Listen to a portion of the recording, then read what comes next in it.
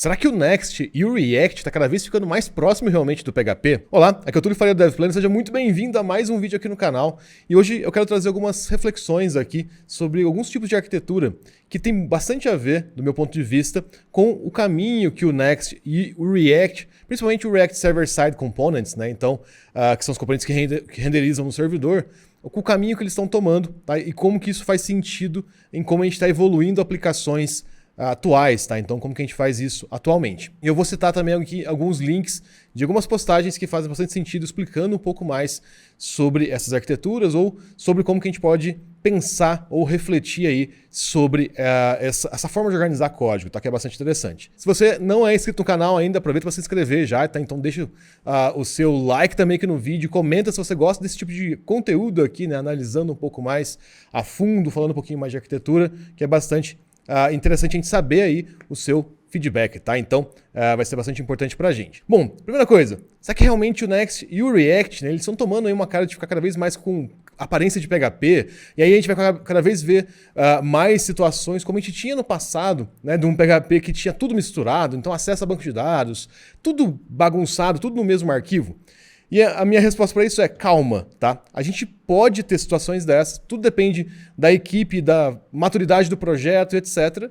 Mas a intenção que eu acredito dessa movimentação que está acontecendo no Next e no React, nessa parte de componentes para o servidor, tem muito mais a ver com o que eu vou falar aqui hoje, tá? Com essa evolução que eu vou comentar um pouco hoje. E principalmente com dois tópicos que são importantes, que é o back-end for front-end e o back do front-end. Eu vou deixar dois artigos sobre esses dois tópicos, tá? Então, esse artigo aqui do Brad Frost e do Phil Calçado sobre back-end for front-end, mas só para a gente entender um pouquinho do que isso quer dizer, tá? Então, só para a gente explicar esses dois termos antes da gente mostrar um pouquinho mais sobre isso acontecendo dentro do React. Então, o que acontece? Se a gente for pegar a evolução aqui, nossa, né? Então, quando a gente criava single-page applications e tudo mais, a gente tinha um back-end, tinha um front-end separado, esse front-end sempre consumia esses dados do back-end e assim por diante. E aí o que acontece?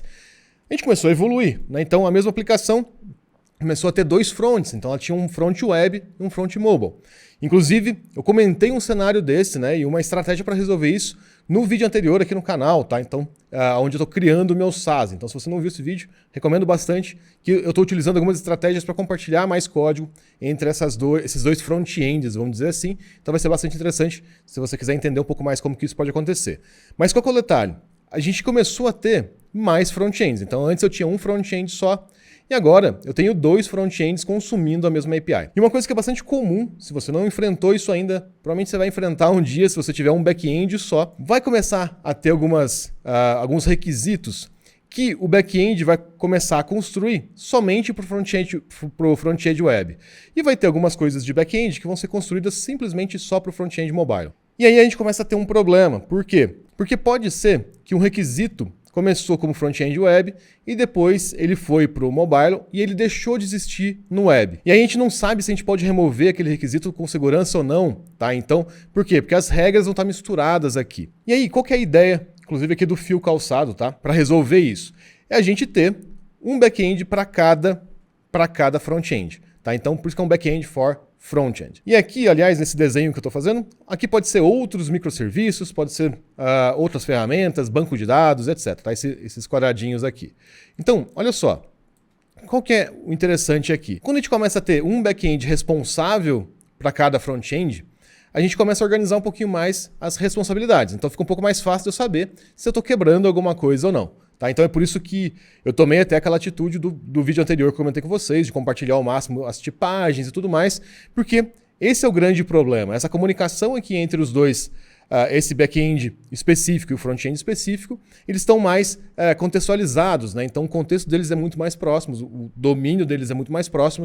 Então é mais fácil, se a gente precisar tirar, modificar alguma regra de negócio, a gente sabe aonde está mais atrelado, digamos assim, esse back-end. É a mesma coisa no caso do mobile aqui, se a gente tiver um back-end específico para o mobile. Vendo essa tendência, tá? Então, começando a perceber essa tendência, o que a gente viu recentemente no mercado é o Next e outros frameworks trazendo esse back-end for front-end cada vez mais próximos. Então a gente consegue ver isso no Remix, a gente consegue ver isso inclusive dentro do Next. Porém, tem uma coisa que ainda dificultava um pouquinho, principalmente quando a gente fala do Next, que é o seguinte: quando a gente traz um componente ou traz essa renderização para o nosso framework aqui, né, no caso do Next ou Remix, existia uma coisa que mudou com a versão mais nova do Remix, tá? Então, com a adoção do App Router, né, que é a pasta que agora vai ser roteada pela pasta App. Antes, a gente tinha todos os componentes por padrão front-end. Então, eles eram mais interativos e tudo mais. E agora, a gente tem eles por padrão no back-end e a gente precisa dar um opt-in, né? Então, a gente precisa falar com o componente para o front-end. E isso ajuda bastante o segundo conceito que eu já trago para vocês, que é o seguinte: a gente pode ter o back do front-end ou o front do front-end. Inclusive, depois que eu explicar aqui, vai ficar até mais claro para vocês o que o Full Stack Master, por exemplo, que é o nosso curso, o que ele faz, né? Na verdade, a gente vai até o back do front-end, né? Então a gente faz umas pinceladas na parte do front-end, mas principalmente a gente vai mais até o back do front-end. Mas qual que é a diferença? Então, se a gente pegar só agora o front-end, a gente consegue ter duas situações. A gente tem duas situações que a gente consegue encaixar o nosso código ali. Uma parte mais funcional, onde a gente vai pensar mais em como trazer os dados, aonde consumir esses dados, juntar dados de duas fontes, lidar um pouquinho mais com cache e coisas do gênero. E essa parte, inclusive nesse artigo aqui do Brad Frost, ela fica muito mais como essa parte do back do front-end. Então ela é muito mais, inclusive mais programação nesse sentido, né? Então ele é mais, a gente tem mais arquitetura, a gente tem mais detalhes de programação em si ali, tá? Então ele é muito mais um funcional, por isso que eu coloquei até entre aspas aqui, um mais funcional. Então é ele que vai dar vida de verdade, é ele que vai transmitir a informação, vai chamar a requisição, é muito mais a parte do back do front-end. Já o front do front-end, ele é uma parte mais responsável pela apresentação. Então, CSS, uma animação em CSS, alguma interação que a gente tem no front-end, que é um toggle, por exemplo, algo nesse sentido, a gente considera um pouquinho mais como front do front-end. E qual que era o problema? Mesmo a gente olhando para essa separação, mesmo separando o back-end, o back do front-end e o front do front-end, com a versão anterior do Next, e até se a gente for pegar ali um pouquinho do Remix, acontece isso um pouco, a gente tem esse problema de que o componente, né? Então, quando a gente pega um componente em React, ele, por padrão, ele é front-end. Então, por padrão, ele precisa rodar no browser. Ele precisa rodar, ser hidratado, enfim, ele precisa de JavaScript para rodar no browser. E agora, com a versão mais nova do Next, com a versão 3.4, a gente tem uma outra situação, que a gente consegue perceber muito mais esse limite entre as duas camadas, porque o back do front, basicamente, ele vai ser componente servidor. Então, componentes que vão lidar com dados, que vão lidar com autenticação e assim por diante. E os componentes que a gente faz o opt-in para ser do front-end, eles vão lidar muito mais com a parte do front-end. E olha só que legal, essa separação, ela fica bem interessante, ó, porque se a gente for olhar, inclusive, na documentação do Next, eles mostram bastante disso, né? Então, um toggle, por exemplo, é muito mais front do front-end do que o back do front-end. Porém, se eu preciso prover dados, uma lista de clientes, por exemplo, para minha tela, né, no Next, ela é muito mais back do front-end. Então, onde eu vou buscar esses dados e tudo mais? O Next está permitindo que a gente faça uma coisa muito interessante, que é trazer esse back-end for front-end para dentro do próprio framework.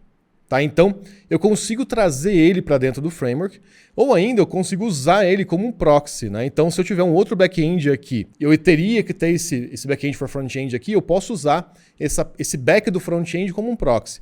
Mas a ideia principal, a gente consegue, e a gente tem segurança, porque o jeito que o framework trabalha hoje, ele permite fazer isso, a gente consegue pegar esse back do front-end, o back for front-end, a gente consegue mover ele para bem próximo do front-end nosso realmente. E qual que é a vantagem disso? Esse collocation, né? Então a gente deixar ele próximo dali onde a gente está consumindo, a gente reduz muito esse código de comunicação. Tá? Então, aonde eu vou consumir esses dados está muito mais próximo, tá? Então, do onde eu vou trazer esses dados. Então, quando a gente traz, por exemplo, para o código, o que acontece? Eu consigo, por exemplo, já carregar meus dados aqui, tá? Então, fazer um request com fetch ou carregar do banco de dados, etc. Por padrão, esse componente ele já é server-side. Né? Então, ele já é um server component. Então, isso é muito legal. Essa mudança do que é o padrão é muito bacana. E aí, a partir daqui, se eu preciso delegar essa informação para alguma coisa mais interativa, eu posso, inclusive, delegar isso. O pessoal que fica mais front-end, front do front-end, consegue criar componentes já tipados, etc. Então a gente sabe que essa comunicação vai ficar muito mais fluida. Então eu já tenho uma tipagem a partir daqui e eu consigo passar esse tipo para frente, reduzindo também essa comunicação entre o back-end e o front-end, tá? Que é um outro problema. Então se eu tivesse que colocar um Apollo Client aqui, se eu tivesse que colocar um SWR, enfim, qualquer forma de comunicação aqui, eu estou adicionando mais um problema, né? Que eu tenho essa camada de comunicação. Como a gente reduziu isso, tá? Com essa versão mais nova do Next, inclusive com as actions que eles criaram também, que está em alpha, fica muito mais fácil tanto mandar dados quanto receber dados do servidor ou do server-side aí. E aí a gente consegue ter muito mais claro essa separação entre o back-end, ou o back do front-end e o front do front-end. É uma evolução muito interessante, tá? Então a gente não está ficando cada vez mais próximo daquele PHP raiz lá do começo, né? Que a gente não tinha organização nenhuma. E PHP raiz é muito antes dos frameworks, tá? Então que todo mundo criava script, importava script e era aquela bagunça. A gente está construindo hoje a forma como o Next e o React estão evoluindo, a gente está chegando cada vez mais próximo dessa evolução realmente ser mais interessante e sendo construída sobre uma abstração que é muito bacana, que é o componente. Então a gente tem um componente no back-end que pode resolver essa questão de dados e a gente tem um componente no front-end que pode ser reidratado ou tem outras estratégias também para que a gente conseguir deixar ele funcional no browser, tá? Então essa evolução ela é muito importante e muito interessante, tá? Ela faz cada vez mais sentido quando a gente vai aprofundando em entender que a tendência é a gente ter cada vez mais back-ends para front-end, então a gente vai ter squads mais independentes e a gente tem inclusive, dentro do pessoal que cuida mais de front-end, a gente tem o pessoal que cuida mais dos dados, da arquitetura ali, que é o back do front-end, e a gente tem o pessoal que está mais ligado com estilos e tudo mais, que é o front do front-end. E é interessante, onde eu trabalho, por exemplo, a gente tem pessoas que são muito mais front, e é interessante que eles pegam detalhes sutis, por exemplo, em design, que a gente geralmente não pega. Quem é mais back do front-end não pega esse tipo de coisa. Então, é muito legal perceber que a tendência nossa é conseguir ter uma separação cada vez mais clara disso, né? Então, vai ficando cada vez mais interessante. E, além disso, eu até separei aqui para a gente olhar um pouquinho, na documentação do Next, a gente tem exatamente a separação entre quando que você usa um e quando que você usa outro. Então, olha só que interessante. Se você vai carregar dados, né, fazer um fetch data aqui, server component. E aqui o client component você não precisa fazer. Na verdade, você pode fazer, mas você não precisa fazer. Acessar recursos diretamente, server component. Manter dados sensíveis no servidor, server component. Dependências grandes, tá? O que acontecia antes? Se eu colocasse uma dependência que era muito grande no React e ele fosse para o front-end, eu ia inflar o meu front-end. Coisa que não acontece aqui também. E agora, olha só, no caso do cliente. Interatividade. Usar hooks, né? Então, use effect, use reducer, enfim, também é do client-side. Usar APIs do browser, client-side. Usar custom hooks, também é do client-side. E usar class components, também do client-side. Mas percebam que se a gente olhar aqui, a gente tem um corte bem parecido com o corte do back do front-end e do front do front-end. Bem parecido, tá? Lógico que vai ter algumas partes aqui que a gente vai tendenciar a encostar um mais no outro ali, mas repare que a gente está tendo esse corte. Então, esses caras aqui, né, o que a gente consegue rodar em componentes no servidor, eles estão muito mais próximos também de um back-end for front-end. Tá? Então, e aí depende muito do projeto, você pode ter mais back-ends ali, enfim, aí cada projeto vai ditar essa regra, mas qual que é o detalhe?